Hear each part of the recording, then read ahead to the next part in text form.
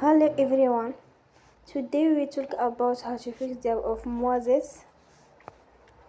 Here we go to settings. Then we click on apps. After that you will search the app Moises and you will click. Then you will on for stop. After that you will go to storage. Then we click on clear cache.